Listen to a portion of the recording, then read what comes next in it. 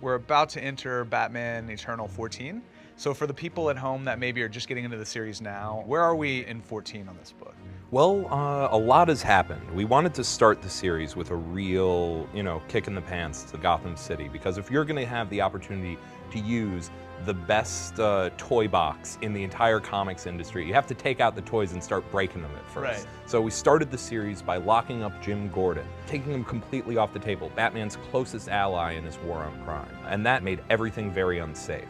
And then where we went from there is we reintroduced the character Carmine Falcone, who is this figure who in previous continuity always represented the past of crime. And now we have him coming back. So it's the past of crime trying to force Gotham back into what it used to be.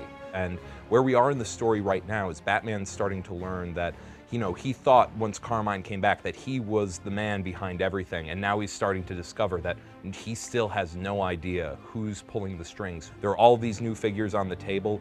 There's a gang war erupting across all of Gotham City, and he's not sure where it's all coming from and where to go from there. You brought up earlier, you're bringing back a guy like Carmine Falcone. You're also bringing in new characters like James and Stephanie, or characters that were a lot smaller before.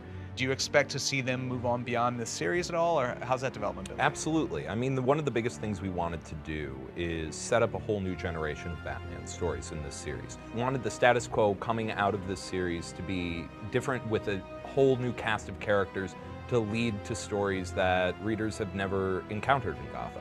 One of the biggest new revelations in the series is the introduction of the character Julia Pennyworth, Alfred's daughter, who is a character from pre-crisis continuity who hasn't shown up in decades. And she's one of the emotional spines of the entire series, with characters like Stephanie Brown and Jason Bard and Vicky Vale, characters who have sort of been around the periphery. We wanted to center them in the Gotham mythos and build their origins in the New 52 so their places are cemented in the mythos. Ultimately, the core of the story is Batman. This is Bruce's story, this is Batman's story. From the very first meeting we had together, it's like at the end of the day, this needs to be a story that affects Bruce deeply, that changes Bruce's status quo in Gotham City and his outlook on certain elements of the city.